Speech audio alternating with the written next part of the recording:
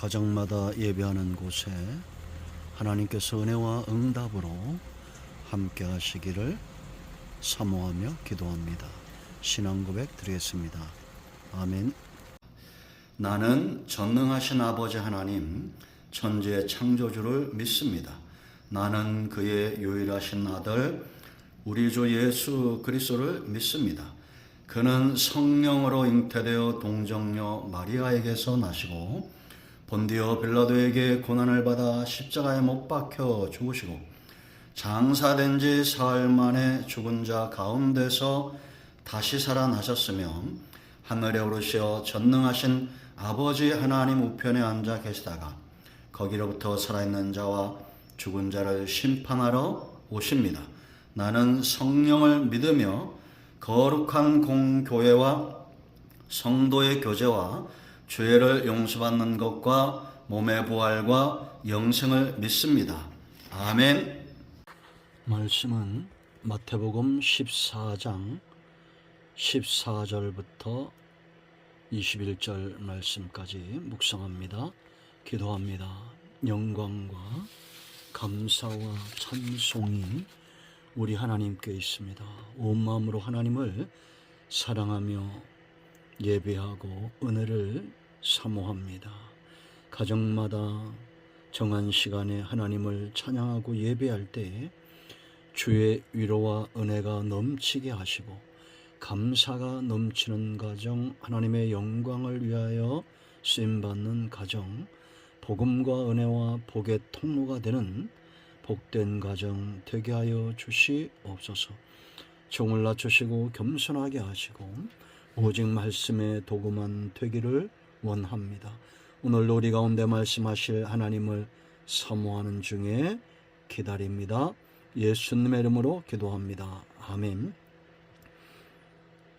14절입니다. 예수께서 나오사 큰 무리를 보시고 불쌍히 여기사 그 중에 있는 병자를 고쳐주시니라.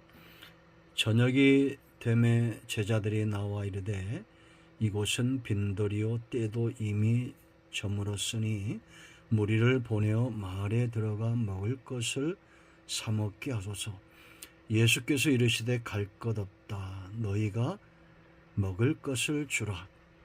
제자들이 이르되 여기 우리에게 있는 것은 떡 5개와 물고기 2마리 뿐이니이다.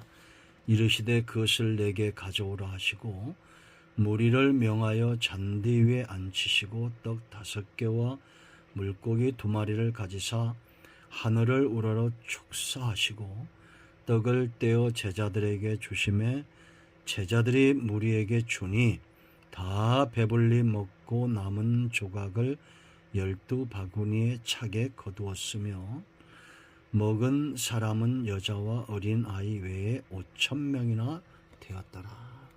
아멘. 자, 여러분, 우리가 예수님에게, 하나님에게 분명히 보이는 것이 있다. 여러분, 무엇이 분명히 보입니까? 하나님은 전능하시죠, 전지하시죠. 그 능력이 보입니다.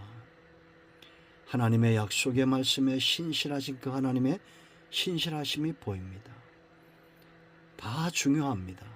그런데 불신자들 눈에는 보이지 않는 것이 있고 믿음이 어린 자들의 눈에는 희미하게 보이지만 어떤 사람들은 이것 때문에 믿음이 깊어집니다.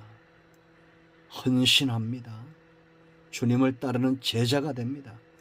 무엇입니까? 무엇이 정말 참된 믿음으로 우리를 이끌어 갑니까? 바로 우리 주님의 긍휼입니다. 신앙은 긍휼을 체험하는 겁니다. 세상에 없는 사랑, 아가페어의 사랑, 하나님에게 있는 이 긍휼을 신앙생활을 하면서 우리가 체험하지 못하면 믿음이 깊어질 수가 없습니다. 이것은 이거와 같습니다. 성경에 80번 이상 강조되고 있는 대로 목자와 양의 관계 보세요. 양이 목자를 향한 믿음이 왜 깊어집니까? 꼴 때문이 아닙니다. 그가 거하는 거처 때문이 아닙니다. 실만한 물가 때문이 아니에요. 목자 때문입니다. 목자의 양을 사랑하는 그 사랑으로 인하여 양은 목자를 더 믿고 그 믿음은 견고하여 흔들리지 않습니다. 헌신도 마찬가지라고 말씀드렸죠. 자주 제가 말씀드립니다. 사랑하면 헌신합니다. 사랑의 깊이만큼 헌신의 깊이도 깊어지게 되어 있습니다. 이것은 절대 부인할 수 없습니다. 누가 주님을 따라갑니까? 우리가 누군가를 따라갈 땐 사랑하기 때문에 따라가는 겁니다. 양도 목자를 사랑하기 때문에 따라가는 겁니다. 믿을 수 있기 때문에 따라가는 겁니다. 그러므로 이 사랑과 믿음이 깊어지면 소망은 저절로 또한 깊어집니다. 이 하나님의 큰 사랑, 우리 주님의 큰 사랑, 세상에 없는 사랑, 우리가 얼마나 깊이 알고 있느냐는 오늘 우리 삶 가운데 나타나게 되어 있습니다. 분명한 사실은 세상의 어떤 학자도 위인도 어떤 사람도 알 수 없습니다. 그들의 지식과 그 능력으로는 알 수가 없어요. 우리가 이 땅에 만년의 갑절을 산다 할지라도 하늘을 두루마리 삼고 바다를 먹물 삼아도 그 사랑을 어떻게 다 기록할 수 있겠습니까? 이 사랑을 봅니다. 오늘 본문에 보세요. 최소한 가장 기본적으로 세 가지가 보여야 됩니다. 가장 첫 번째 중요한 것은 가슴입니다. 사랑은 아무라는 게 악인의 가슴에는 이 사랑이 없어요. 의로운 가슴, 의인의 가슴에 사람을 위하여 죽을 수도 있는 사랑이 있습니다. 그러나 성령의 열매, 하나님의 능력이 그 중심에 거하시는, 여러분 예수님도 성령을 받으실 때 비둘기처럼 성령이 임하셨죠. 예수님이니까 당연히 하죠. 당연히 그 가슴에 사랑이 있습니다. 여러분 오늘 14절 보세요. 많은 무리가, 큰 무리가 주님을 따릅니다. 그들을 보시고 불쌍히 여기셨다. 긍휼히 여기셨다는 겁니다. 그런데 그 큰 무리 가운데도 누가 보입니까? 주님에게 병든 자가 보입니다. 그들을 외면할 수 없습니다. 찾아내십니다. 주님의 눈에서 벗어날 수 없습니다. 약한 자, 병든 자, 문제 있는 자, 주님 앞에 나 혼자 절대 외면하지 않습니다. 세상 사람들은, 교회를 출입하는 교인들, 믿음이 없는 사람들은 자신에게 이익이 될 때 헌신하고 자기에게 유익을 주는 사람만 친구가 됩니다. 아무리 가까운 사이도 이제 더 이상 유익되지 않을 때는 멀리하고 돌아섭니다. 그것이 세상입니다. 그러나 주님은 그렇지 않습니다. 이들 가난한 자, 병든 자, 눌린 자, 억압된 자들, 포로된 자들을 외면하지 않습니다. 아무도 그들을 가까이 하지 않을 때 주님은 그들의 손을 잡아주시고 그들을 치유하시고 그들의 친구가 되어주셨습니다. 이 사랑, 이 긍휼은 가슴에서 나옵니다. 성령의 열매입니다. 열매는 저절로 나와요. 성도의 중심에는 성령이 계십니다. 우리의 믿음이 연약하다는 것은 내 삶과 내 중심을 성령님께 다 내어드리지 않는 겁니다. 사모하십시오. 우리 안에 염려와 근심이 조금도 들어오지 않도록, 미움과 다툼이 조금도 들어오지 않도록 오직 성령으로 충만해지도록 사모하고 기도해야 됩니다. 열매는 저절로 맺힙니다. 자, 두 번째, 이 사랑 중요한 거, 능력이 있습니다. 여러분, 주님이 뭐라 말씀하십니까? 너희가 먹을 것을 주라. 16절 보세요. 예수께서 이르시되 갈 것 없다. 너희가 먹을 것을 주라. 이 말씀이 왜 나왔느냐? 일반적인 사람들의 처세술이 15절에 있습니다. 이 제자들이 보니까 때가 됐어요. 저녁이 됐어요. 그들이 있는 곳은 빈들입니다. 식당 하나 없습니다. 먹을 것이 없어요. 때는 이미 먹을 때가 되었습니다. 해가 저물었습니다. 현실을 파악하고 주님께 나옵니다. 무리를 보내어 마을에 들어가 먹을 것을 사 먹게 하소서. 이 사람들이 잘못된 건 아니죠. 아주 현실에 정확합니다. 상황을 잘 파악합니다. 어떤 문제가 있는지. 철저하게 현실주의자입니다. 이들은 나름대로 대비책을 가지고 있어요. 그러나 능력이 있는 사람은 그렇게 말하지 않습니다. 해결하면 됩니다. 주님의 사랑은 능력을 가졌습니다. 이 사랑은 능력을 가졌기에 빛이 납니다. 너희가 먹을 것을 주라. 기억해야 됩니다. 주님은 제자들에게 너희도 먹을 것을 줄 수 있다고 말씀하시는 거예요. 이들은 자신들이 그러한 능력이 있는 존재임을 아직 모르고 있어요. 현실만 보여요. 그런데 이후에 이들은 어떻게 됩니까? 그들의 눈이 열리고 성령의 권능이 제자들에게 임했을 때에 제자들이 어떠한 행적들을 남겼는지 우리는 사도행전에서 보았습니다. 여러분, 사르밧 가부보스 열왕기상 17장 8절 이하를 보면 하나님께서 엘리야를 사르밧으로 보냅니다. 그곳에 한 가부를 준비하고 계셨습니다.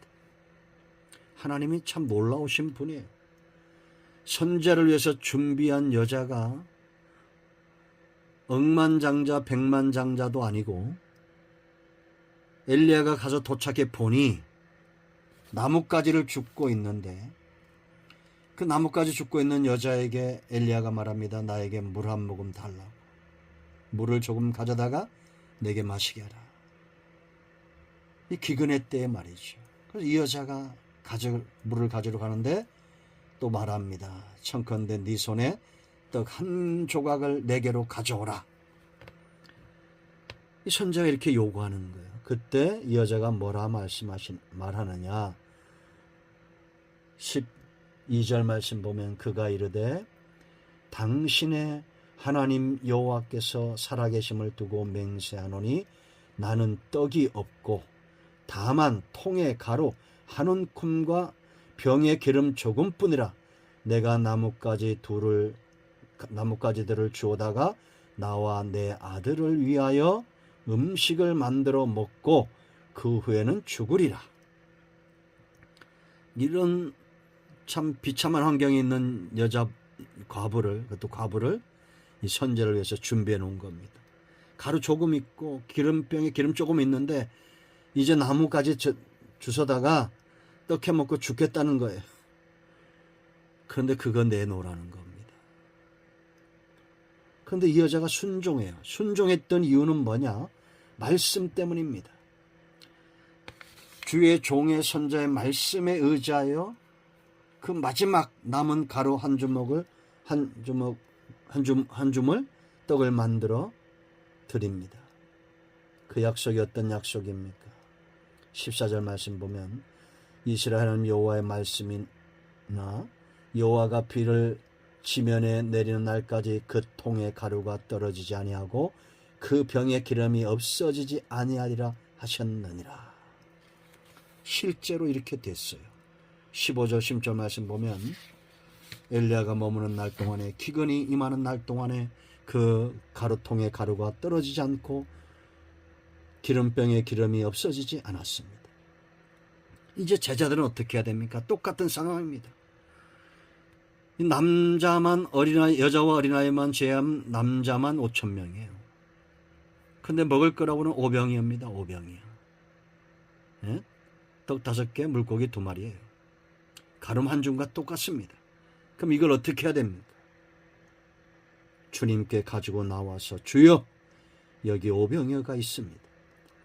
주님의 손에 이것이 들려지면 이 모든 무리가 넉넉히 먹고도 남을 수 있음을 믿습니다.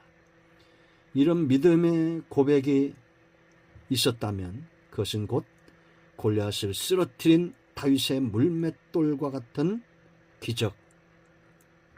믿음은 기적을 가지고 옵니다. 내가 무엇을 가지고 있느냐? 현실을 파악 잘하는 분들이 있습니다.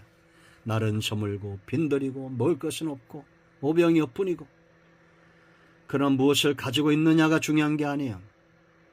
주님이 우리와 함께 한다는 사실이 중요한 겁니다. 오늘도 주님은 우리와 함께 하십니다.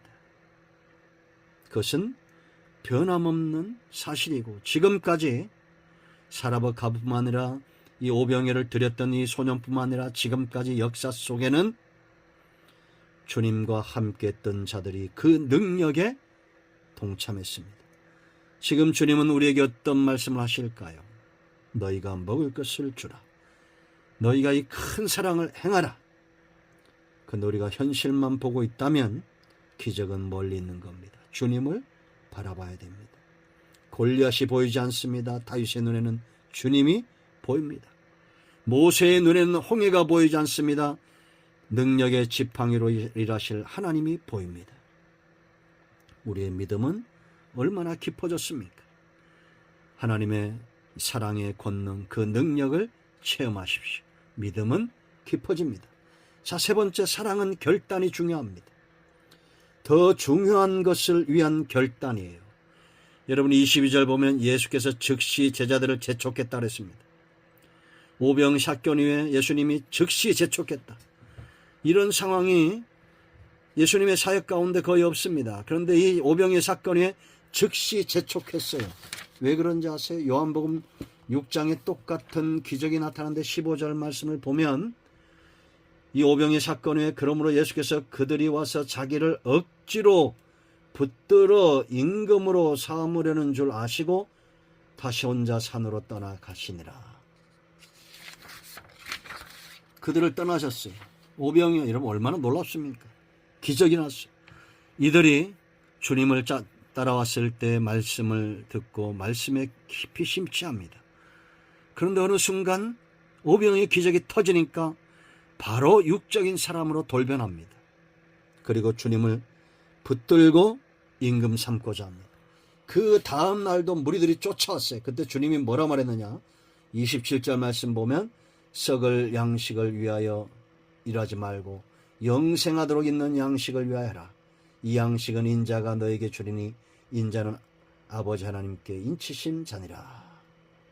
이 말씀을 왜 하셨느냐? 26절에 많은 무리를 버리고 예수께서 대답하여 이르시되 내가 진실로 진실로 너에게 이르노니 너희가 나를 찾는 것은 표적을 본 까닭이 아니요 떡을 먹고 배부른 까닭이로다. 표적, 주님을 봐야 되는데 오병이어만 본 겁니다. 썩을 양식입니다.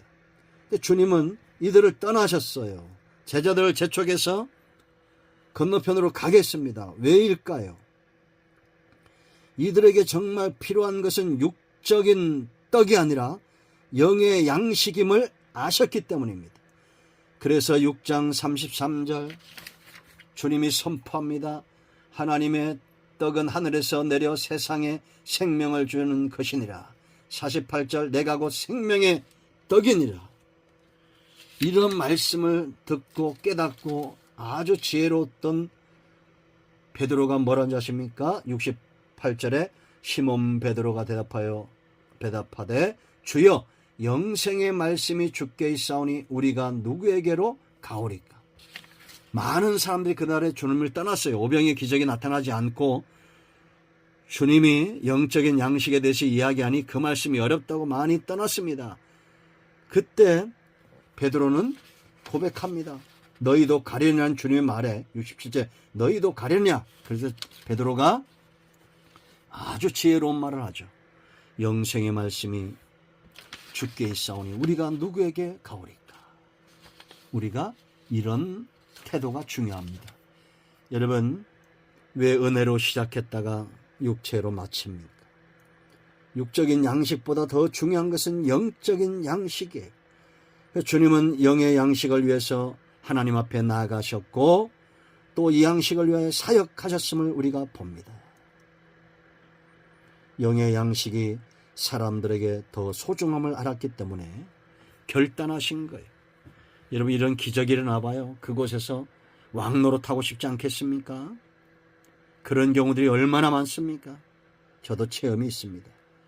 그러나 여러분 우리는 영의 양식을 위하여 기꺼이 사랑은 결단하는 겁니다.